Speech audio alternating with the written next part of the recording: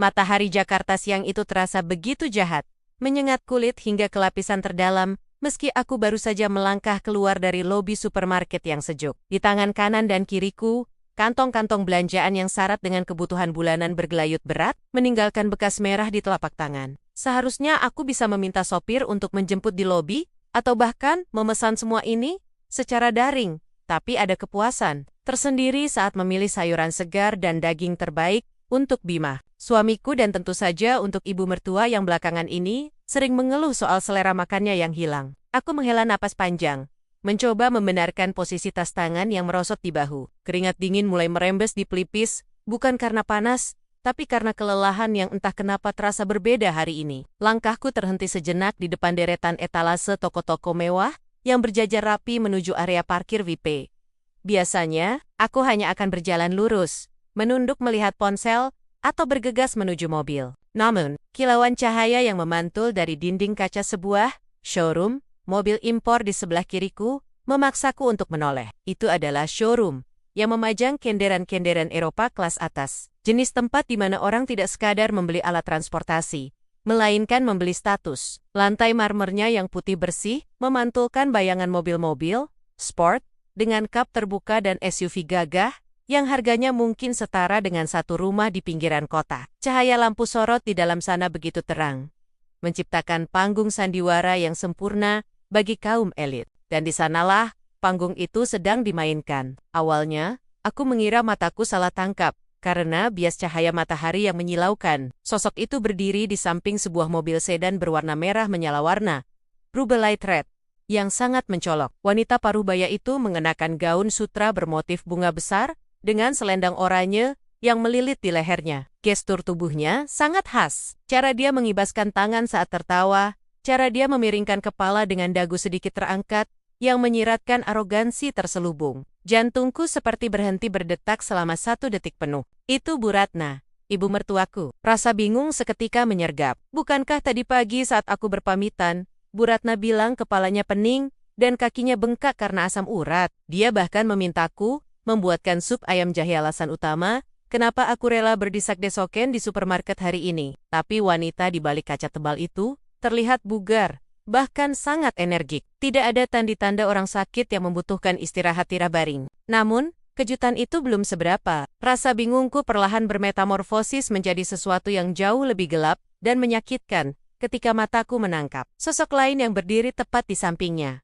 Seorang wanita muda, rambutnya panjang, dicat kecoklatan dengan gelombang sempurna di ujungnya, membingkai wajah yang dipoles, makeup tebal, namun terlihat rapi. Dea mengganoken dress pendek tanpa lengan yang memamerkan kulit mulusnya. Kontras sekali dengan penampilanku yang hanya mengenakan kemeja linen kusut dan celana kulot yang nyaman untuk berbelanja.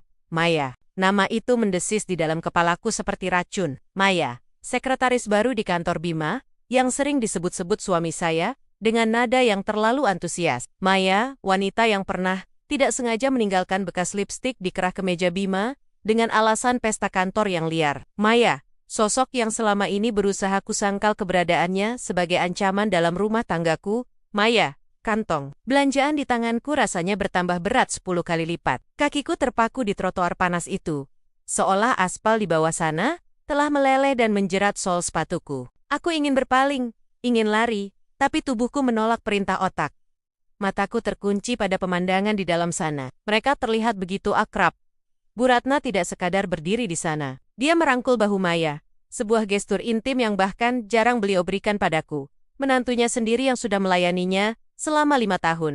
Mereka tertawa lepas. Aku bisa melihat mulut Bu Ratna terbuka lebar, memamerkan deretan giginya, menertawakan sesuatu yang dikatakan oleh sales mobil yang berdiri membungkuk hormat di hadapan mereka. Maya kemudian menyentuh kap mesin mobil merah itu. Jemarinya menelusuri lekukan bodi mobil dengan gerakan yang lambat dan sensual, seolah sedang membelai kekasih. Lalu, dia menoleh ke arah Bu Ratna dengan tatapan memohon yang dibuat-buat, bibirnya mengerucut manja. Apa yang terjadi selanjutnya membuat darahku mendidih hingga ke ubun-ubun. Bu Ratna menepuk pipi Maya dengan sayang tepukan yang penuh persetujuan, penuh kasih sayang seorang ibu kepada putrinya.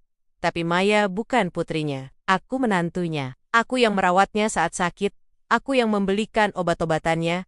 Aku yang mendengarkan keluh kesahnya tentang arisan. Namun, tatapan mata Bu Ratna kepada Maya saat ini memancarkan kehangatan yang tak pernah kulihat ditujukan padaku. Duniaku terasa berputar. Suara bising lalu lintas Jakarta seolah meredam, tergantikan oleh dengungung panjang di telingaku. Mereka tidak sedang melihat-lihat.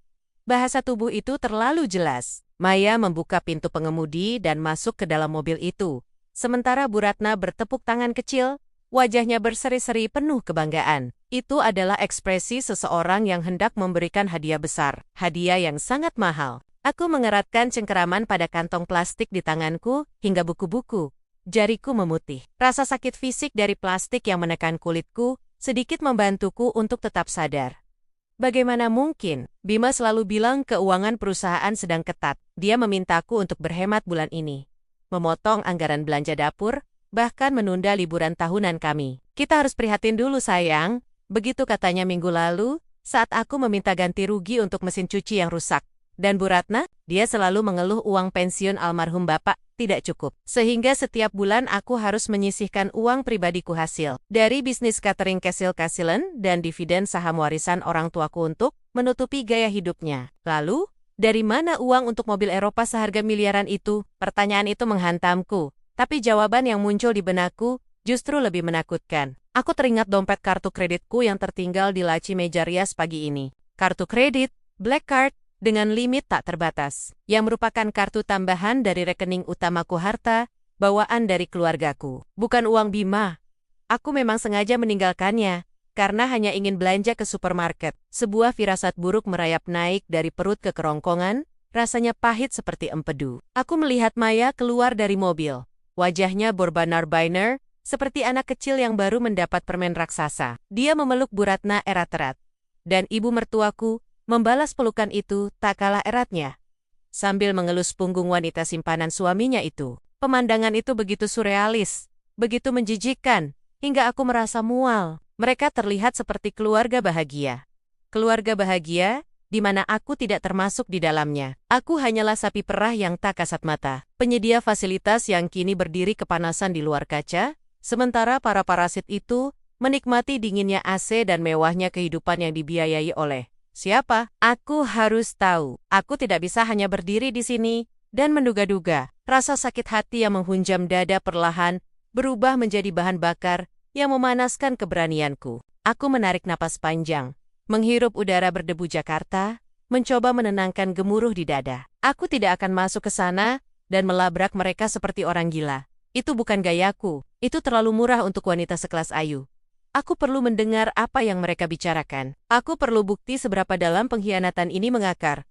Perlahan, aku melangkah mendekat, bukan menuju pintu masuk utama yang dijaga satpam, melainkan menuju sisi samping, showroom, di mana terdapat pilar besar yang bisa menyembunyikan tubuhku, namun cukup dekat dengan posisi mereka, berdiri di balik kaca. Jarak kami sekarang hanya terpisah beberapa meter, dan selembar kaca tebal. Dari sudut mataku, aku melihat Bu Ratna mengeluarkan dompet dari tasnya. Dompet kulit ular yang kubelikan tahun lalu saat ulang tahunnya. Gerakannya lambat, penuh percaya diri. Seolah dia adalah ratu dunia ini. Air mata yang tadi sempat menggenang di pelupuk mata, kini mengering.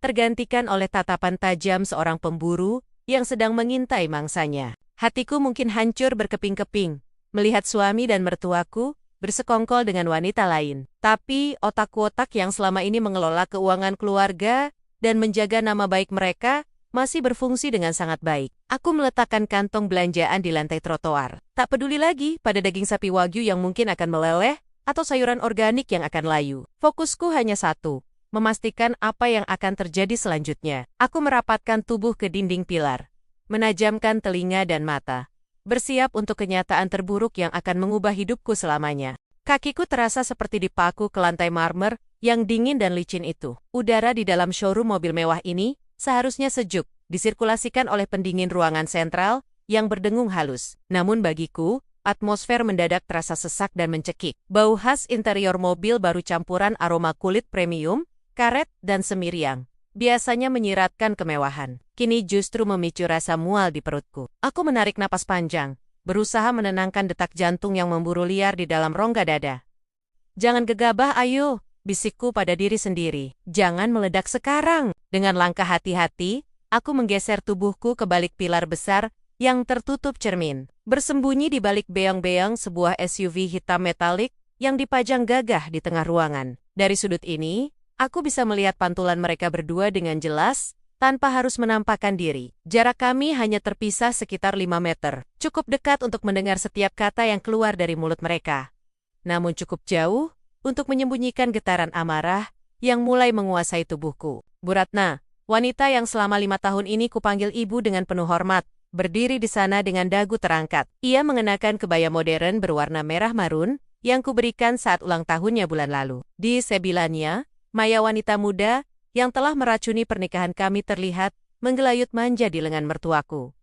Pemandangan itu begitu surrealis. Mereka tampak seperti ibu dan anak kandung yang sedang menikmati hari libur, tertawa lepas, tanpa beban dosa sedikit pun. Yang ini, Bu, suara Maya terdengar mendayu.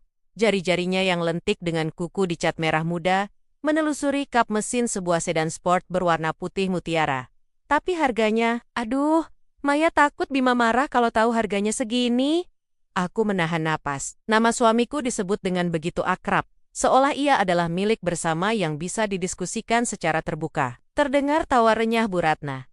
Tawa yang dulu kusangka hangat, tapi kini terdengar seperti bunyi lonceng kematian bagi rumah tanggaku. Ia menepuk punggung tangan Maya dengan lembut. "ST, jangan pikirkan Bima. Dia itu laki-laki. Tugasnya memang bekerja keras. Tapi keputusan keuangan keluarga, apalagi soal kebahagiaan kamu, Ibu Yong Echer. Bima pasti setuju kalau kamu senang. Lagi pula, mobil lamamu itu sudah tidak layak untuk calon ibu dari cucu-cucu ibu nanti." Kalimat itu menghantamku lebih keras daripada tamparan fisik. "Cucu, kami bahkan belum memiliki anak." Dan itu selalu menjadi bahan sindiran Bu Ratna setiap kali aku berkunjung. Ternyata, ia sudah merencanakan masa depan cucunya dari rahim wanita lain. Mataku memanas, namun aku memaksa air mata itu untuk kembali masuk. Ini bukan waktunya menangis, ini waktunya mendengarkan. Seorang sales berpakaian rapi, dengan senyum yang dilatih sempurna, menghampiri mereka. "Pilihan yang sangat istimewa, Bu. Ini model terbaru Astoris, top of the line, Astoris. Fitur keamanannya nomor 1. Sangat cocok untuk wanita muda yang dinamis seperti Mbak ini." Bu Ratna mengangguk-angguk puas, seolah ia adalah ratu yang sedang memilih kereta kencana. "Iya, saya memang mau yang terbaik buat dia. Dia ini spesial." Mertuaku menatap Maya dengan tatapan memuja yang tak pernah sekalipun ia berikan padaku. Padaku, ia hanya memberikan tatapan menuntut atau kritikan tentang masakan yang kurang asin atau rumah yang kurang rapi. "Kalau begitu, mari kita urus administrasinya, Bu," kata si sales dengan nada sopan yang mendesak. "Untuk pembayarannya, apakah Ibu berencana tunai atau leasing?" Di balik persembunyianku, aku mencengkeram tas tanganku begitu erat hingga buku-buku jariku memutih. Aku menunggu jawaban itu. Dari mana Bu Ratna punya uang untuk membeli mobil seharga ratusan juta ini? Uang pensiunan almarhum bapak mertua tidak mungkin cukup. Dan Bima Maski bergaji besar selalu mengeluh padaku bahwa cash flow kami sedang ketat karena cicilan rumah. Bu Ratna tertawa kecil. Suara yang menyiratkan arogansi tingkat tinggi. Ia membuka tas kulit bermerek yang ironisnya juga merupakan aleh-aleh dariku sepulang dinas luar kota dan mengeluarkan dompet panjangnya. "Tidak usah repot-repot kredit, Mas. Nanti ribet surveinya," ucap Bu Ratna enteng, seolah sedang membeli kacang goreng di pinggir jalan. "Saya gesek saja untuk down payment, 50% dulu. Sisanya pelunasan minggu depan. Bisa kan?" "Tentu saja bisa, Bu. Mari saya ambilkan mesin EDC-nya," jawab sales itu dengan mata berbinar saat Bu Ratna menarik sebuah kartu dari dompetnya. Waktu seakan melambat. Cahaya lampu halogen showroom memantul pada permukaan kartu plastik itu. Warnanya platinum, dan meskipun aku tidak bisa melihat namanya dari jarak ini, aku mengenali desain kartu itu. Itu kartu kredit utamaku. Kartu dengan limit ratusan juta yang kubuat khusus untuk keperluan darurat bisnis cateringku dan dana cadangan keluarga. Kartu yang minggu lalu diminta Bu Ratna dengan alasan berjaga-jaga kalau ibu sakit mendadak saat Bima tidak ada di rumah. Bodohnya aku, betapa naifnya aku menyerahkan kartu itu karena rasa bakti seorang menantu yang ingin dianggap baik. "Pakai ini saja," kata Bu Ratna sambil mengapit kartu itu di antara jari telunjuk dan tengahnya. Sales itu menerima kartu tersebut, lalu sedikit mengernyit saat membaca nama yang tertera. "Maaf, Bu, Ini atas nama Ibu Ayu Puspita? Darahku mendidih, rasanya seperti ada lava panas yang mengalir menggantikan darah di pembuluh venaku. Telingaku berdenging, tapi aku menajamkan pendengaran untuk menangkap jawaban apa yang akan diberikan wanita tua itu. Bu Ratna tidak terlihat gugup sedikit pun. Wajahnya datar, bahkan cenderung meremehkan. Iya, itu nama menantu saya, istrinya anak saya. Kenapa? Nggak bisa? Oh, bisa, Bu. Hanya konfirmasi saja. Sales itu buru-buru meralat, takut kehilangan komisi besar di depan mata. Selama PIN-nya ada, bisa diproses. Tentu saja ada PIN-nya, sahut Bu Ratna ketus, lalu menoleh pada Maya yang sedang tersenyum lebar sambil mengelus jok kulit mobil itu. Dengar itu, Mei, sebentar lagi mobil ini jadi milikmu. Maya terkikik senang. Makasih ya, Bu. Ibu baik banget deh, nggak kayak istri Mas Bima yang kata ibu pelit itu. Ah, Ayu itu. Bu Ratna mendengus. Nada suaranya penuh cemoohan. Dia itu terlalu perhitungan. Kerjaannya cuma menumpuk uang, tapi tidak tahu cara membahagiakan suami dan mertua. Uang menantu itu kan pada dasarnya harta mertua juga. Saya yang besarkan Bima sampai sukses. Jadi wajar kalau saya menikmati hasilnya kan? Termasuk fasilitas kartu kredit ini. Toh, Bima juga yang bayar tagihannya nanti. Atau si Ayu itu pakai uang hasil kerjanya? Sama saja, kita ini keluarga, saling berbagi. Aku ternganga. Logika macam apa itu? Harta menantu adalah harta mertua, saling berbagi. Aku merasa duniaku runtuh, namun di saat yang bersamaan, sebuah fondasi baru terbentuk di dalam diriku. Fondasi yang terbuat dari baja dingin kebencian. Selama ini aku bekerja keras, bangun subuh, untuk mengurus pesanan catering, pulang larut malam demi menambah tabungan masa depan, dan berhemat untuk tidak membeli barang branded demi melunasi hipotek rumah lebih cepat. Dan sekarang, wanita ini, yang kuhormati sebagai pengganti ibuku sendiri, hendak menggunakan keringat dan kerja kerasku untuk memfasilitasi pelacur yang akan menghancurkan pernikahanku. Ia hendak menggesekkan kartu itu, kartu yang kubayar tagihannya setiap bulan, dengan jerih payahku sendiri untuk membeli hadiah bagi wanita simpanan anaknya. Rasa sakit hati itu perlahan bermetamorfosis menjadi sesuatu yang jauh lebih berbahaya. Amarah yang tenang, amarah yang tidak meledak-ledak, melainkan amarah yang penuh perhitungan. Aku melihat sales itu mulai menyalakan mesin EDC. Lampu layar kecil alat itu menyala hijau, siap menerima transaksi. Bu Ratna sudah memegang secari kertas kecil mungkin catatan PIN yang kuberikan padanya dengan wajah penuh kemenangan. Maya sudah duduk di kursi pengemudi. Tangannya memegang setir, seolah ia sudah menguasai segalanya. Mereka pikir aku bodoh. Mereka pikir aku hanyalah sapi perah yang bisa dimanfaatkan, lalu dicemooh di belakang punggung. Tidak, tidak hari ini. Aku tidak akan melabrak mereka sekarang. Jika aku keluar dan berteriak-teriak, seperti orang gila, aku hanya akan mempermalukan diriku sendiri. Bu Ratna pasti akan memutarbalikkan fakta, mengatakan aku menantu durhaka yang pelit, membuat drama di depan umum, dan Maya akan berpura-pura menjadi korban yang ketakutan. Bima pasti akan membela ibunya. Dan aku akan berakhir menjadi pihak yang bersalah. Pembalasan terbaik bukanlah teriakan. Pembalasan terbaik adalah diam, dan mematikan sumber oksigen mereka, tepat saat mereka merasa paling hidup. Aku mundur perlahan, memastikan bayanganku tidak tertangkap oleh cermin pilar. Tanganku merogoh saku blazer. Jari-jariku yang gemetar menyentuh permukaan dingin ponsel pintarku. Layar menyala, menampilkan foto pernikahanku dengan Bima sebagai wallpaper. Sebuah ironi yang menyakitkan saat ini. Aku menatap punggung Bu Ratna untuk terakhir kalinya. Punggung yang terlihat begitu sombong saat ia menyerahkan kartu kreditku pada sales itu. Silakan mas, masukkan nominalnya. Perintah Bu Ratna dengan nada berkuasa. Silakan nikmati momen terakhir kemenanganmu, Bu.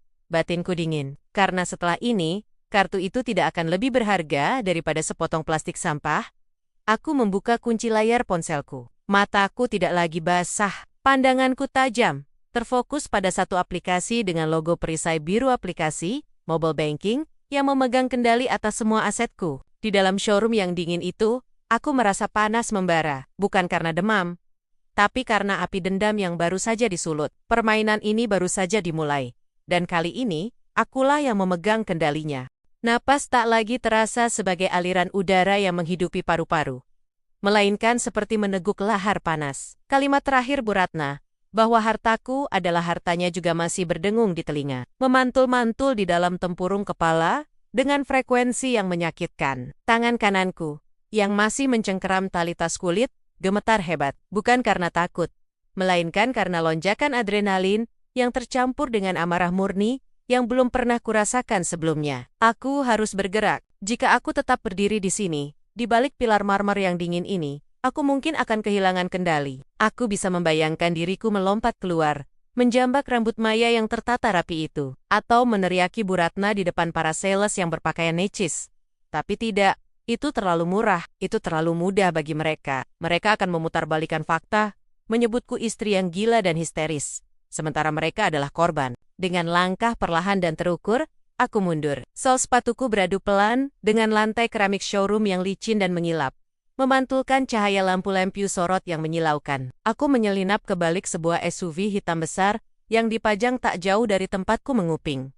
Posisi ini strategis. Dari celah kaca jendela mobil yang gelap ini, aku masih bisa melihat mereka. Namun tubuhku sepenuhnya tersembunyi dari pandangan mereka. Aroma di showroom ini begitu khas. Campuran bau kulit jok baru, semir ban, dan pengharum ruangan beraroma mask yang mahal. Dulu, aroma ini melambangkan kesuksesan bagiku, simbol pencapaian. Tapi hari ini, aroma ini terasa memualkan, seolah menyembunyikan bau busuk bangkai tikus di balik kemewahannya. Aku mengintip sedikit. Di sana, di dekat meja display sedan merah kabriolet itu, Bu Ratna sedang tertawa. Ia menepuk-nepuk punggung tangan Maya dengan sayang gestur yang jarang sekali, bahkan hampir tidak pernah ia berikan padaku selama 5 tahun pernikahanku dengan Bima.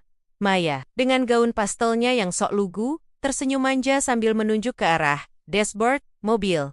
Tentu saja sayang, apapun yang kamu mau. Jok kulit warna beige, itu memang lebih cocok dengan kulitmu yang cerah. Lamat-lamat suara Bu Ratna terdengar lagi, meski jarak kami kini agak menjauh. Darahku mendidih hingga ke ubun-ubun. Kartu kredit itu, kartu platinum yang kubuat dengan susah payah dari hasil keringatku sendiri, sebagai arsitek lanskap. Kartu yang kubayar tagihannya setiap bulan, tanpa pernah meminta 1 rupiah pun dari Bima. Dan sekarang, wanita tua itu hendak menggeseknya, demi membelikan mainan mahal untuk gundik anaknya. Kelancangan macam apa ini? Rasa perih di dada, perlahan berubah menjadi sesuatu yang dingin dan tajam. Sebuah rencana terbentuk dalam hitungan detik. Sebuah eksekusi diam yang jauh lebih mematikan daripada tamparan fisik. Aku merogoh saku blazerku, mengeluarkan ponsel pintar yang terasa dingin di telapak tangan yang berkeringat. Layarnya menyala, menampilkan foto pernikahanku dan Bima sebagai wallpaper. Betapa ironisnya, wajah tersenyum kami berdua di layar itu, kini tampak seperti lelucon paling buruk di dunia. Tanpa ragu, aku membuka kunci layar dengan ibu jari yang masih sedikit gemetar. Jariku menari di atas layar, mencari ikon aplikasi Astorisk Mobile Banking Astorisk berwarna biru tua. Ketukan jariku terasa begitu keras di telingaku sendiri, seolah setiap sentuhan pada layar adalah detak jam bom waktu. Loading, lingkaran putih berputar di tengah layar. Sinyal di dalam gedung ini sedikit terhambat oleh dinding-dinding kaca tebal, membuat proses login terasa berjalan selamanya. Detik demi detik terasa menyiksa. Mataku berpindah cepat antara layar ponsel dan sosok Bu Ratna yang kini mulai berjalan perlahan menuju meja administrasi. "Ayo, cepatlah!" Desisku nyaris tanpa suara. Gigiku bergemerutuk menahan ketidaksabaran. Akhirnya, saldo rekeningku muncul. Angka yang cukup besar, tabungan masa depan yang mati mission ku jaga. Aku mengabaikannya, dan langsung menekan menu kartu kredit. Daftar kartu muncul. Di sana tertera jelas, Astorisk Visa Platinum, Astorisk. Digit terakhir, ke 8.809. Kartu yang saat ini, aku yakin, sedang mendekam di dalam dompet Hermes palsu milik Bu Ratna, siap untuk dikeluarkan dengan angkuh, Menkurinia. Tidak ada kata lain yang lebih tepat. Ia pasti mengambilnya dari laci meja kerjaku saat ia berkunjung minggu lalu dengan alasan rindu cucu, padahal aku belum punya anak. Aku menatap opsi-opsi yang tersedia di layar. Lihat tagihan, ubah PIN, dan satu menu berwarna merah di bagian bawah, blokir kartu sementara. Jantungku berdegup kencang, bukan karena ragu, tapi karena antisipasi. Ada kepuasan gelap yang mulai merambat naik dari perutku. Ini adalah tombol kiamat kecil bagi mereka. Tombol yang akan meruntuhkan panggung sandiwara yang sedang mereka mainkan. Aku menekan tombol itu. Sebuah pop-up konfirmasi muncul. Apakah Anda yakin ingin memblokir sementara kartu ini? Transaksi tidak akan dapat dilakukan hingga Anda membuka blokir kembali. Aku mengangkat wajah sejenak, menatap Bu Ratna yang kini sedang berbicara dengan seorang sales muda berdasi. Sales itu tampak sangat antusias, mengangguk-angguk hormat, mungkin membayangkan komisi besar yang akan ia terima hari ini. Bu Ratna tertawa lagi, kali ini sambil membuka tasnya. Senyum sinis terukir di bibirku. Senyum yang tidak mencapai mata. Nikmati tawamu selagi bisa, Bu. Bisikku pada udara kosong di depanku. Anggap saja ini hadiah dari menantumu yang pelit ini. Dengan satu gerakan tegas dan tanpa keraguan sedikit pun, ibu jariku menekan tombol. Ya, layar ponsel berkedip sekali. Lalu menampilkan notifikasi hijau dengan tanda centang. Permintaan Anda berhasil diproses. Kartu kredit dengan akhiran 8.809 telah dinonaktifkan sementara. Selesai. Rasanya seperti baru saja memutus kabel oksigen ke tabung penyelam seseorang. Ada kelegaan yang luar biasa. Seolah beban bertentan baru saja diangkat dari pundakku. Namun, di balik kelegaan itu, ada juga rasa sakit yang kembali menyayat. Fakta bahwa aku harus melakukan ini, bahwa aku harus melindungi hartaku dari ibu mertuaku sendiri, adalah tragedi yang menyedihkan. Aku tidak langsung menutup aplikasi itu. Aku menatap layar itu beberapa detik lagi, memastikan status kartu benar-benar berubah menjadi blok. Warnanya kini abu-abu, tidak lagi biru terang. Mati, tidak berguna. Hanya selembar plastik sampah di tangan mertuaku. Aku memasukkan kembali ponsel ke dalam saku. Kali ini dengan gerakan yang jauh lebih tenang. Gemetar di tanganku telah hilang, digantikan oleh ketenangan dingin seorang pemburu yang telah memasang perangkap dan kini hanya tinggal menunggu mangsanya melangkah masuk. Dari balik bodi SUV hitam ini, aku melihat Bu Ratna mengeluarkan dompet panjangnya. Ia menarik kartu platinumku dengan gaya yang begitu dramatis. Menjepitnya di antara jari telunjuk dan jari tengah yang dipenuhi cincin emas berlebihan. Ia menyerahkannya pada sales itu dengan dagu terangkat tinggi, seolah ia adalah ratu yang sedang membagikan koin emas kepada rakyat jelata. Pakai ini saja, Mas. Langsung lunas. Tidak perlu cicilan. Saya tidak suka berutang. Suaranya terdengar lantang. Sengaja dikeraskan agar orang-orang di sekitar menoleh kagum padanya. Aku menahan napas. Bukan karena cemas, tapi menahan tawa getir yang ingin meledak. Maya di sebelahnya tampak berbinar-binar. Matanya menatap mesin edisi di meja kasir, seolah itu adalah kotak harta karun yang akan segera terbuka. Kalian pikir kalian bisa mengginiakin jaku dan menggunakan uangku untuk merayakannya? Kalian pikir aku hanyalah Ayu yang penurut, yang diam saja saat dihina? Aku merapikan kerah kemejaku, berdiri sedikit lebih tegak di persembunyianku. Mataku tak lepas dari mesin kecil di meja kasir itu. Mesin yang sebentar lagi akan menjadi hakim, juri, dan eksekutor bagi kesombongan mereka. Aku siap. Aku ingin melihat detik di mana senyum itu runtuh. Aku ingin melihat topeng itu retak. Pembalasan ini tidak butuh teriakan. Ia hanya butuh satu ketukan jari dan koneksi internet yang stabil. Dan sekarang, pertunjukan yang sesungguhnya baru saja akan dimulai. Aku menyelipkan ponselku kembali ke dalam saku blazer dengan gerakan yang sengaja diperlambat. Rasa dingin dari permukaan layar ponsel masih tertinggal di ujung jariku. Sebuah sensasi fisik yang kontras dengan panas yang membakar di dalam dadaku. Di sekelilingku, showroom mobil mewah ini terasa seperti sebuah akuarium raksasa. Dinding kaca yang menjulang tinggi, lantai marmer putih yang dipoles hingga menyerupai cermin, dan aroma khas kulit jok baru yang bercampur dengan parfum mahal yang menyengat. Segalanya tampak begitu steril, begitu sempurna, seolah tidak ada tempat bagi kebohongan busuk yang sedang terungkap di depan mataku. Dari balik pilar besar yang memisahkan area lounge dan meja administrasi, aku mengintip seperti seorang pencuri di kehidupanku sendiri. Jarak kami mungkin hanya 10 meter, namun rasanya seperti terbentang jurang yang tak terlihat. Di sana, di meja transaksi yang terbuat dari kaca tebal dan elegan, Bu Ratna berdiri dengan postur yang sangat aku kenal. Punggungnya tegak, dagunya diangkat sedikit terlalu tinggi, sebuah gestur yang selalu ia gunakan ketika ia merasa berada di puncak dunia. Atau setidaknya, di atas orang lain. Ia mengenakan blus sutra berwarna marun yang kontras dengan kulitnya yang mulai keriput namun terawat. Di sampingnya, Maya berdiri dengan senyum yang dibuat-buat. Tangannya sesekali menyentuh lengan Bu Ratna seolah ia adalah anak perempuan yang paling berbakti sedunia. Pemandangan itu membuat perutku mual. Jadi, unitnya bisa langsung dibawa hari ini ya, Mas? Suara Bu Ratna terdengar jelas, memantul di ruangan yang hening. Nada bicaranya penuh tuntutan, namun dibalut dengan kesopanan palsu yang biasa ia tunjukkan pada pelayan atau bawahan. Sales muda yang melayani mereka seorang pria dengan setelan jas hitam yang sedikit terlalu ketat dan rambut yang disisir rapi, dengan gel mengkilap mengangguk, dengan antusiasme berlebihan. Aku bisa melihat kilatan ketamakan di matanya. Komisi dari penjualan mobil seharga ratusan juta ini pasti cukup untuk membuatnya tersenyum lebar selama sebulan penuh. Tentu saja, Bu Ratna. Dokumen sementara sudah kami siapkan. Tinggal penyelesaian pembayaran, dan Ibu Maya bisa langsung mengendarai mobil impiannya, jawab sales itu dengan nada menjilat. Maya tertawa kecil. Suara yang terdengar seperti denting gelas pecah di telingaku. Duh, tante baik banget sih. Maya jadi nggak enak. Ah, kamu ini, kan tante sudah bilang, ini hadiah kecil buat calon menantu kesayangan. Sahut Bu Ratna lantang.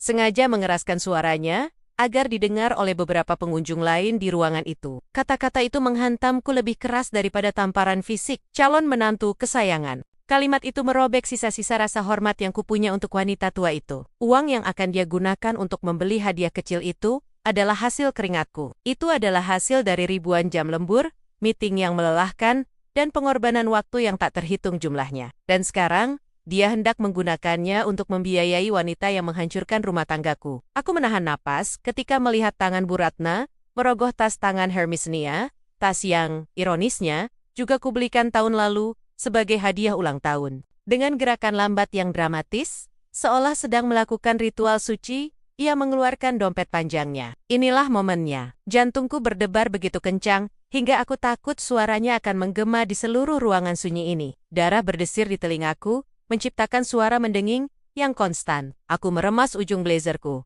menyalurkan ketegangan yang memuncak. Bu Ratna menarik keluar kartu kredit platinum itu. Kartu milikku, kartu tambahan yang kuberikan padanya, dengan niat baik untuk keperluan darurat atau belanja bulanan rumah tangga. Sinar lampu showroom memantul pada permukaan kartu berwarna perak itu saat ia meletakkannya di atas meja kaca. Bunyi tak kecil saat plastik bertemu kaca, terdengar begitu final. Pakai ini saja, langsung lunas. Tidak usah cicilan, saya tidak suka punya utang. Ucap Bu Ratna dengan angkuh. Senyumnya melebar. Sebuah seringai kemenangan yang ia tunjukkan pada Maya.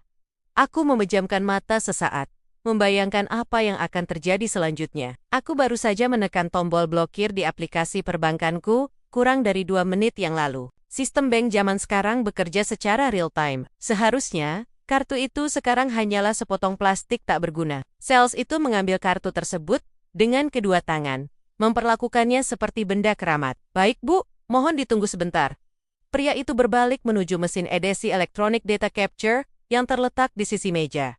Aku mengawasi setiap gerakannya. Ia memasukkan kartu ke dalam slot di bagian bawah mesin. 1 detik, 2 detik, sales itu menekan beberapa tombol angka memasukkan nominal harga mobil yang fantastis itu. Jari-jarinya bergerak cepat, sudah terlatih. Bu Ratna menoleh ke arah Maya, membisikkan sesuatu sambil tertawa renyah. Maya membalasnya dengan gelayutan manja di bahu mertuaku. Mereka terlihat begitu bahagia, begitu yakin bahwa dunia ada dalam genggaman mereka. Mereka tidak tahu bahwa tanah yang mereka pijak sedang runtuh. 3 detik, sales itu menekan tombol hijau, tombol enter, hening. Mesin edisi itu sedang berkomunikasi dengan satelit, mengirimkan sinyal ke server bank, meminta otorisasi untuk menarik uang dalam jumlah besar dari rekeningku. Dalam benakku, aku bisa memvisualisasikan data digital itu melesat melalui jaringan internet, menabrak tembok api yang baru saja kubangun. Bip! Suara mesin itu terdengar berbeda. Bukan suara stroke yang keluar karena transaksi berhasil dicetak. Itu adalah bunyi bip pendek yang menyakitkan telinga, diikuti oleh lampu indikator merah yang berkedip. Aku mencondongkan tubuh sedikit dari balik pilar, menajamkan penglihatan. Wajah sales itu berubah. Senyum profesionalnya goyah sedikit, digantikan oleh kerutan bingung di dahinya. Ia menatap layar kecil di mesin edisi itu, lalu menatap kartu di tangannya, seolah memastikan ia tidak salah memasukkan posisi chip. Kenapa, Mas? Kok lama? Tanya Bu Ratna. Nada tidak sabar mulai merembes dalam suaranya. Ia mengetuk-ngetukkan kuku jarinya yang berkuteks merah marun di atas meja kaca. Tik, tik, tik, sebentar Bu. Jawab sales itu, suaranya terdengar sedikit ragu. Sepertinya ada gangguan sinyal, kebohongan standar. Aku tahu itu bukan sinyal. Sales itu mencoba lagi. Ia mencabut kartu, mengelap chip emas di kartu itu ke lengan jasnya, sebuah gerakan refleks putus asa, lalu memasukkannya kembali ke mesin. Ia menekan tumbel-tumbel itu lagi, kali ini dengan sedikit lebih penekanan. Seolah kekuatan jari bisa memaksa transaksi itu berhasil. Bu Ratna mulai menegakkan punggungnya, posturnya berubah dari santai menjadi waspada. Sinyal? Ini kan showroom di tengah kota. Masa sinyal susah? Kartu saya itu limitnya ke 1 unlimited ke 1 loh mas. Jangan main-main. Kesombongan dalam suaranya membuatku ingin tertawa dan menangis di saat bersamaan. Kartu saya? Katanya. Betapa mudahnya ia mengklaim kepemilikan. Mesin EDC kembali berbunyi. Pip. Layar kecil itu menyala, menampilkan pesan yang bisa kubaca dari ekspresi wajah sales tersebut. Meski, aku tidak melihat tulisannya secara langsung. Asterisk declined. Transaction rejected. Asterisk sales itu menelan ludah. Jakunnya bergerak naik turun dengan gugup. Ia mengangkat wajahnya, menatap Bu Ratna dengan tatapan yang campuran antara kasihan dan bingung. Maaf Bu Ratna, ucap sales itu pelan, nyaris berbisik karena takut menyinggung. Transaksinya ditolak. 2 kata itu menggantung di udara, berat dan mencekik. Senyum di wajah Bu Ratna tidak langsung hilang. Butuh waktu beberapa detik bagi otaknya untuk memproses informasi yang baru saja ia dengar. Apa? Tanyanya, suaranya tajam. Ditolak? Maksud kamu apa ditolak? Di layar tertulis decline, Bu. Transaksi tidak disetujui oleh bank. Sales itu menjelaskan, sambil menyodorkan mesin EDC itu sedikit ke arah Bu Ratna sebagai bukti. Meski ia tahu, wanita tua itu mungkin tidak mengerti teknisnya. Wajah Bu Ratna yang tadinya merona karena kegembiraan, perlahan memucat di balik lapisan bedaknya. Matanya membelalak, menatap mesin kecil itu seolah benda itu baru saja menghinanya dengan kata-kata kotor. Tidak mungkin, serga Bu Ratna. Suaranya naik 1 oktav. Coba lagi. Kamu pasti salah pencet. Kartu itu tidak pernah bermasalah. Saya baru pakai kemarin untuk belanja di Plaza Indonesia dan lancar-lancar saja. Maya, yang berdiri di sampingnya, mulai terlihat gelisah. Ia melirik ke kiri dan ke kanan, menyadari bahwa beberapa pasang mata dari meja lain mulai menoleh ke arah mereka. Aura orang kaya yang mereka pancarkan sejak masuk tadi mulai retak. Tante, mungkin ada gangguan sistem banknya kali. Maya mencoba menenangkan. Namun suaranya terdengar ragu. Tangannya perlahan melepaskan pegangannya dari lengan Bu Ratna. Sebuah gerakan insting untuk menjauhkan diri dari potensi rasa malu. Bukan sistem, bentak Bu Ratna, menepis tangan Maya tanpa sadar. Fokusnya sepenuhnya tertuju pada sales malang itu. Kamu pakai mesin yang lain. Mesin itu pasti rusak. Kartu ini platinum, tahu tidak? Tidak mungkin ditolak untuk transaksi sekecil ini. Aku merasakan kepuasan yang dingin merambat di tulang punggungku. Melihat kepanikan mulai menjalar di wajah mertuaku adalah pemandangan yang menyakitkan sekaligus membebaskan. Transaksi sekecil ini, katanya, mobil seharga 500 juta dianggap kecil, sementara dia bahkan tidak pernah mengeluarkan uang sepeser pun untuk membelinya. Sales itu tampak semakin panik. Baik Bu, saya coba pakai mesin edisi dari bank lain ya, mohon tunggu sebentar. Ia bergegas mengambil mesin lain dari laci meja. Tangannya sedikit gemetar. Tekanan dari pelanggan yang marah adalah mimpi buruk bagi mereka. Aku masih berdiri mematung di persembunyianku, mengawasi setiap detik kehancuran ini. Aku bisa melihat tangan Bu Ratna mulai gemetar saat ia memegang pinggiran meja kaca. Itu bukan getaran karena dinginnya AC, melainkan getaran dari rasa malu dan kemarahan yang mulai mendidih. Dia belum sadar bahwa ini bukan kesalahan teknis. Dia belum sadar bahwa akulah menantu yang selama ini ia anggap bodoh dan penurut, yang sedang memegang kendali dari balik layar. Drama ini baru saja dimulai, dan aku tidak akan melewatkan 1 detik pun darinya. Bunyi bip pendek yang keluar dari mesin EDC itu terdengar jauh lebih keras dari yang seharusnya, membelah keheningan lobi, showroom, yang dingin, dan beraroma kulit baru. Di balik pilar besar yang memajang poster promosi SUV terbaru, aku menahan napas. Jantungku berdetak begitu kencang, hingga rasanya tulang rusukku ikut bergetar. Aku bisa melihat punggung Bu Ratna yang menegang seketika. Postur tubuhnya yang tadi condong ke depan dengan penuh antusiasme, kini membeku, seolah ada aliran listrik tak kasat mata yang baru saja menyengatnya. Petugas, sales, muda itu, pria dengan rambut klimis dan setelan jas yang sedikit kebesaran di bagian bahu, menatap layar mesin di tangannya dengan kening berkerut. Ia tidak langsung bicara. Ia memutar mesin itu sedikit, seakan berharap perubahan sudut pandang bisa mengubah tulisan digital yang tertera di sana. Maaf Bu, ucapnya lirih, namun di ruangan dengan akustik lantai marmer yang memantulkan suara, ucapannya terdengar jelas di telingaku. Ada keraguan dalam nadanya,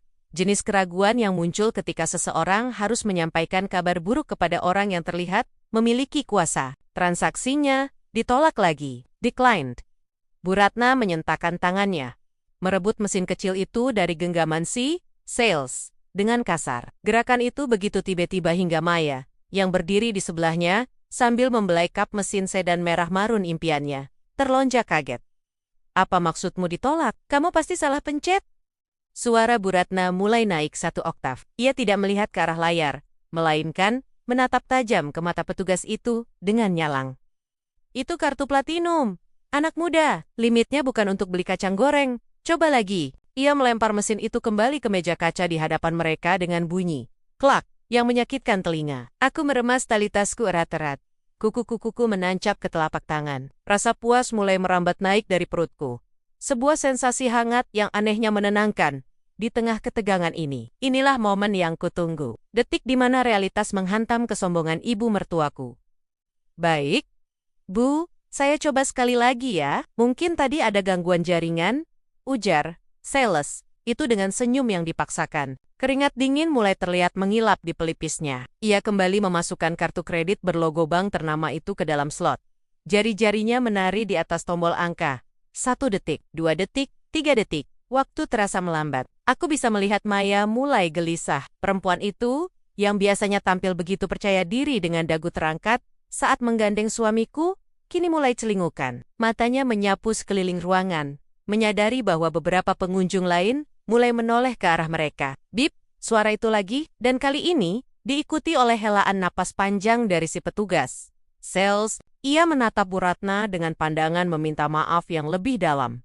Namun juga ada sedikit ketegasan di sana. Masih sama, Bu. Keterangannya, do not honor. Ini berarti penolakan langsung dari pihak bank penerbit kartu. Omong kosong, teriakan Bu Ratna meledak seketika, menghancurkan sisa-sisa kesopanan yang ada di ruangan itu. Wajahnya yang tertutup bedak tebal, kini memerah padam. Kontras sekali dengan lehernya yang mulai berurat. Kalian ini, dealer, mobil mewah, atau warung kelontong? Masa gesek kartu saja tidak becus? Mesin kalian yang rusak, ambil mesin lain. Saya tidak mau tahu. Aku mundur selangkah, menyembunyikan tubuhku lebih dalam, di balik bayang-bayang mobil pajangan. Pemandangan ini sungguh mengerikan, sekaligus memukau. Bu Ratna, wanita yang selalu membanggakan tata krama priayi dan memandang rendah orang lain yang dianggapnya tidak selevel, kini berteriak-teriak seperti orang kesurupan di tempat umum. Maya mencoba menyentuh lengan Bu Ratna, sebuah usaha yang syol-syol untuk meredam ledakan nuklir yang sedang terjadi. Tante Ratna, sudah, bisik Maya. Suaranya terdengar panik. Mungkin kartunya memang sedang limit, kita bisa cek dulu ke bank. Bu Ratna menepis tangan Maya dengan kasar. Matanya melotot, seolah Maya baru saja menghinanya dengan kota-kota paling kotor. Limit? Kamu pikir tante tidak punya uang? Kamu pikir kartu ini kartu murahan? Hardik Bu Ratna, tepat di depan wajah Maya. Maya tersentak mundur, wajahnya pucat pasi karena malu. Ini kartu menantu saya. Ayu itu pengusaha. Uangnya tidak berseri, tidak mungkin limitnya habis hanya untuk mobil seharga 1 miliar begini. Namaku disebut, mendengarnya diteriakan dengan penuh arogansi, membuat darahku mendidih, tapi akal sehatku menahanku untuk tetap diam. Benar, Bu, batinku tersenyum miris. Uangku memang hasil kerja kerasku, dan justru karena itu, aku berhak mematikan keran air yang selama ini mengalir deras untuk membiayai pereset-pereset seperti kalian. Manajer, showroom, seorang pria paruh baya dengan kemeja biru tua yang rapi, akhirnya keluar dari ruangannya di sudut belakang. Wajahnya tenang, namun matanya menyiratkan ketidaksukaan. Ia berjalan mendekat, memberi isyarat tangan agar petugas, sales, yang malang itu mundur. Selamat siang, Ibu. Mohon maaf atas ketidaknyamanannya, sapa manajer itu dengan suara bariton yang terkontrol. Saya mendengar ada kendala pembayaran. Boleh saya bantu jelaskan? Biasanya jika muncul kode penolakan seperti itu, artinya pemilik kartu telah melakukan pemblokiran atau pelaporan kehilangan. Kalimat itu mendarat telak. Hening sejenak menyelimuti mereka bertiga. Bu Ratna ternganga. Mulutnya sedikit terbuka, namun tidak ada suara yang keluar. Matanya berkedip cepat, mencoba memproses informasi yang baru saja didengarnya. Pemblokiran? Ulang Bu Ratna. Suaranya kini bergetar. Bukan karena takut, tapi karena amarah yang mencapai puncaknya. Siapa yang memblokir? Tidak mungkin Ayu berani memblokir kartunya saat saya sedang pakai. Dia tahu saya ada di sini. Dia tahu, ini untuk Bu Ratna, menghentikan kalimatnya sendiri. Mungkin sisa-sisa akal sehatnya mengingatkannya bahwa berteriak, ini untuk selingkuhan suami Ayu, bukanlah ide yang bagus di depan umum. Tapi kerusakan sudah terjadi. Semua mata di showroom itu kini tertuju padanya. Sepasang suami istri yang sedang melihat-lihat SUV, keluarga di ujung ruangan berbisik-bisik sambil menunjuk ke arah mereka. Seorang petugas kebersihan bahkan berhenti menyapu, menonton drama gratis ini dengan mulut terbuka. Rasa malu mulai merayap di wajah Maya. Ia menutupi sebagian wajahnya dengan rambut panjangnya yang terurai, berusaha menyembunyikan identitasnya. Tante, ayo kita pulang saja dulu, ajak Maya setengah memohon, menarik ujung baju Bu Ratna. Kita urus nanti, orang-orang melihat. Tante, tapi Bu Ratna sudah kepalang basah. Egonya yang terluka parah, tidak mengizinkannya mundur begitu saja. Ia merasa dipermalukan oleh mesin kecil itu, oleh petugas, sales, dan oleh situasi yang tidak bisa ia kendalikan. Tidak, jerit Bu Ratna histeris, menghentakkan kakinya ke lantai. Suaranya melengking tinggi, memantul di dinding kaca showroom. Saya tidak akan pergi sebelum mobil ini dibayar. Kalian semua sekongkol ya? Kalian pikir saya penipu? Saya telepon Ayu sekarang, biar dia yang marahi kalian semua. Tangannya yang gemetar, merogoh tas tangan Hermes Nyatas, yang ku tahu juga dibeli. Menggunakan uang suamiku dengan panik, ponselnya ia keluarkan, dan dengan jari yang gemetar hebat, ia mencoba menekan layar. Namun, kepanikan membuatnya kikuk. Ponsel itu terlepas dari genggamannya, jatuh menghantam lantai marmer dengan bunyi brok yang keras, lalu tergelincir masuk ke bawah kolong meja. Display. Ya Tuhan, Bu Ratna memekik, lalu berjongkok dengan posisi yang sangat tidak anggun, mencoba menggapai ponselnya. Roknya tersingkap sedikit, memperlihatkan betapa berantakannya dia saat ini. Citra wanita sosialita terhormat, yang selama ini ia bangun runtuh seketika dalam hitungan menit. Petugas keamanan mulai mendekat, wajah mereka tampak waspada. Sang manajer mengangkat tangan, memberi isyarat agar mereka menunggu sejenak. Namun posisinya sudah siap untuk mengusir jika situasi semakin tidak terkendali. Ibu, saya mohon dengan sangat, kata manajer itu lagi. Kali ini nadanya lebih tegas, menghilangkan basi-basi keramahan. Tolong kondisikan suara ibu. Anda mengganggu kenyamanan pelanggan lain. Jika kartu ditolak, itu urusan ibu dengan pihak bank, bukan dengan staf kami. Kami tidak bisa memproses transaksi jika sistem menolak. Bu Ratna bangkit berdiri. Wajahnya kini basah oleh keringat dan air mata kemarahan. Ia menunjuk wajah manajer itu dengan telunjuk yang gemetar.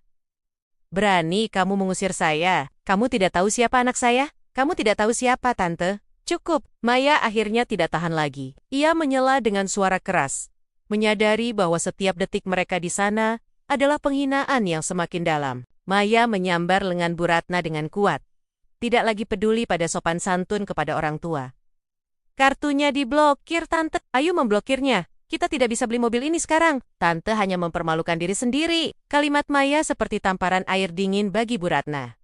Tubuhnya menegang, lalu bahunya merosot. Nafasnya memburu, terdengar ngik-ngik seperti orang asma. Ia menatap Maya dengan tatapan kosong, lalu beralih menatap kartu kredit berwarna hitam yang tergeletak tak berdaya di atas meja kaca. Benda plastik kecil yang selama ini menjadi tongkat sihirnya, kini hanyalah sampah tak berguna. Di persembunyianku, aku merasakan getaran aneh, bukan simpati. Demi Tuhan, bukan simpati, tapi sebuah kesadaran bahwa aku baru saja mencabut taring dari ular berbisa yang selama ini membelit leherku. Aku melihat betapa rapuhnya kekuasaan ibu mertuaku. Tanpa uangku, tanpa fasilitas yang kuberikan, dia hanyalah seorang wanita tua yang berteriak-teriak histeris karena tidak mendapatkan mainan yang diinginkannya. Kemarahan Bu Ratna yang malah dikeledek tadi, kini berganti menjadi isak tangis yang tertahan. Bukan tangis kesedihan, melainkan tangis frustrasi dari seorang anak manja yang kuasanya dilucuti di depan umum. Awas kamu Ayu,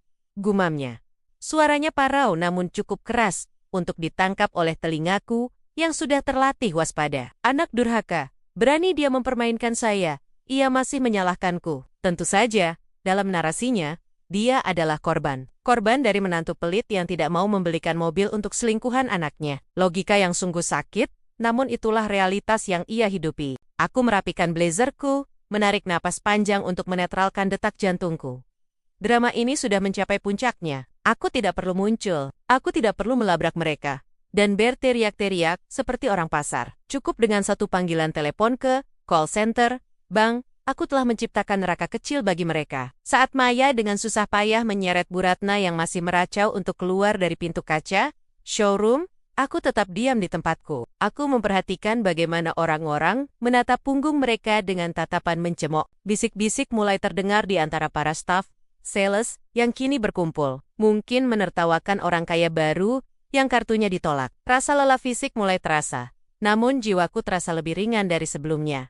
Ini baru permulaan. Histeria Bu Ratna hari ini adalah bukti bahwa aku memegang kendali. Selama ini aku memberikannya secara sukarela karena rasa hormat, tapi ketika rasa hormat itu dikhianati, aku bisa mengambilnya kembali semudah membalikan telapak tangan. Dan pemandangan Bu Ratna yang berjalan tertatih keluar, dengan riasan luntur dan harga diri yang hancur berkeping-keping, adalah bayaran lunas untuk sakit hatiku hari ini. Gema teriakan Bu Ratna masih terasa memantul di dinding-dinding kaca showroom yang dingin itu. Namun kini digantikan oleh kesunyian yang jauh lebih menyakitkan. Hening yang mencekam. Bukan hening karena ketenangan, melainkan keheningan canggung yang tercipta ketika seseorang baru saja melucuti harga dirinya sendiri di hadapan publik. Aku berdiri di balik pilar besar yang tertutup panel kayu mengkilap. Cukup jauh untuk tidak terlihat, namun cukup dekat untuk menyaksikan setiap inci kehancuran itu. Jantungku berdegup bukan karena takut, melainkan karena adrenalin aneh yang bercampur dengan rasa puas yang selama ini terpendam. Di tengah ruangan, Bu Ratna tampak seperti balon yang baru saja ditusuk jarum. Tubuhnya yang tadi membusung angkuh kini menyusat, bahunya turun. Wajahnya yang sebelumnya merah padam karena amarah, kini berubah pucat pasi, menyisakan berkak-berkak bedak yang tidak merata akibat keringat dingin yang mulai mengucur di pelipisnya. Ia masih memegang kartu kredit platinum kartu tambahanku dengan tangan yang gemetar hebat. Kartu itu, yang selama ini menjadi tongkat sihirnya untuk mengabulkan segala keinginan impulsif, kini tak lebih dari sepotong plastik tak berguna. Maaf ibu, suara manajer showroom memecah keheningan. Nadanya sopan, terlalu sopan malah. Jenis kesopanan yang diberikan orang pada seseorang yang patut dikasihani. Mungkin ada kesalahan sistem dari bank ibu. Sebaiknya ibu menyelesaikannya di luar, agar tidak mengganggu kenyamanan pelanggan lain. Itu adalah pengusiran halus, sebuah tamparan yang dibungkus dengan bludru. Aku melihat Maya, wanita yang digadang-gadang sebagai menantu idaman itu, kini sibuk menundukkan kepalanya. Ia tampak gelisah, matanya liar menyapu sekeliling. Takut ada kamera ponsel yang merekam kejadian memalukan ini. Pesona wanita simpanan yang biasanya ia pamerkan dengan dagu terangkat, lenyap seketika. Ia menarik lengan Bu Ratna, berbisik dengan nada mendesak yang bisa kudengar sayap-sayap dari tempat persembunyianku. Tante, ayo kita pergi. Orang-orang melihat kita. Desis Maya. Suaranya terdengar panik. Ia tidak peduli pada perasaan Bu Ratna. Ia hanya peduli pada citranya sendiri yang sedang runtuh. Bu Ratna menepis tangan Maya kasar, namun tidak ada tenaga di sana. Ia menatap mesin edisi di meja kasir dengan pandangan kosong, seolah berharap mesin itu tiba-tiba akan memuntahkan struk persetujuan jika ia menatapnya cukup lama. Namun, layar kecil itu tetap gelap bagi harapannya. Ini tidak mungkin, gumam Bu Ratna. Suaranya parau, kehilangan wibawa yang biasanya ia gunakan untuk mengintimidasiku di rumah. Anakku yang bayar ini semua. Kenapa bisa ditolak? Aku tersenyum tipis. Sangat tipis. Bukan anakmu yang membayar, Bu, tapi istrimu, dan keran itu sudah kututup. Akhirnya, realitas menghantamnya. Tatapan-tatapan dari para staf penjualan bisik-bisik, dari pelanggan lain yang duduk di lounge, semuanya menusuk kulitnya. Bu Ratna, wanita yang memuja gengsi di atas segalanya, akhirnya menyerah. Ia memasukkan kartu itu asal-asalin ke dalam tas Hermesnya, tas yang kuduga juga dibeli dengan uang suamiku lalu berbalik badan. Langkah mereka keluar dari showroom itu adalah sebuah parodi yang menyedihkan. Maya berjalan cepat setengah berlari, berusaha mendahului Bu Ratna, meninggalkan wanita tua itu, tertiti-titi dengan sepatu hak tingginya di atas lantai marmer yang licin. Tidak ada lagi tawa renyah, tidak ada lagi diskusi tentang warna jok kulit, atau fitur, sunroof, hanya suara ketukan sepatu yang terburu-buru, melarikan diri dari rasa malu yang membakar. Pintu kaca otomatis terbuka, dan hawa panas Jakarta menyambut mereka. Seolah alam semesta pun enggan memberikan kesejukan bagi mereka hari ini. Aku tetap diam di tempatku selama beberapa menit, setelah punggung mereka menghilang di balik pintu. Aku membiarkan diriku meresapi momen ini. Selama 5 tahun pernikahan, Aku selalu menjadi pihak yang menunduk, yang meminta maaf, yang berusaha memenangkan hati mertua yang tidak pernah menginginkanku. Aku membiarkan mereka menggerogoti tabunganku. Membiarkan mereka menginjak harga diriku atas nama bakti seorang istri. Tapi hari ini, di ruangan beraroma kulit premium dan pengharum ruangan beraroma sandalwood ini, aku mengambil kembali kendaliku. Perlahan, aku melangkah keluar dari persembunyianku. Kakiku terasa ringan, seolah beban ratusan kilogram baru saja diangkat dari pundakku. Aku berjalan menuju pintu keluar dengan tenang, melewati meja resepsionis tempat drama tadi berlangsung. Seorang staf penjualan, pria muda yang tadi melayani Bu Ratna, sedang berbicara dengan rekannya sambil menggelengkan kepala. Padahal gayanya selangit, bisik pria itu. Tidak menyadari bahwa pemilik kartu yang sebenarnya sedang berjalan melewatinya. Mau beli mobil seharga apartemen, tapi kartunya decline. Kasihan juga sih, tapi bikin repot. Simpanannya juga tadi, mukanya asem banget. Sahut rekannya sambil terkekeh pelan. Aku menahan tawa yang hampir meledak di tenggorokan. Penilaian orang asing memang jujur dan brutal. Tanpa perlu aku turun tangan melabrak, tanpa perlu aku berteriak-teriak seperti orang gila. Sanksi sosial telah bekerja dengan sendirinya. Mereka pulang membawa malu, bukan mobil baru. Aku mendorong pintu kaca berat itu dan melangkah keluar. Udara sore Jakarta menerpa wajahku, namun tidak terasa gerah seperti biasanya. Langit di ufuk barat mulai memerah, melukis senja yang indah di antara gudang-gidang pencakar langit. Suara klakson dan deru mesin kendaraan di jalan raya terdengar seperti musik latar yang menyambut kemenanganku. Aku berjalan menuju mobilku sendiri, sebuah sedan Jepang sederhana yang kubeli dengan hasil keringatku sendiri sebelum menikah. Mobil yang selalu dicibir Bu Ratna karena dianggap kurang kelas. Namun hari ini, mobil ini terasa seperti istana yang paling nyaman. Duduk di balik kemudi, aku tidak langsung menyalakan mesin.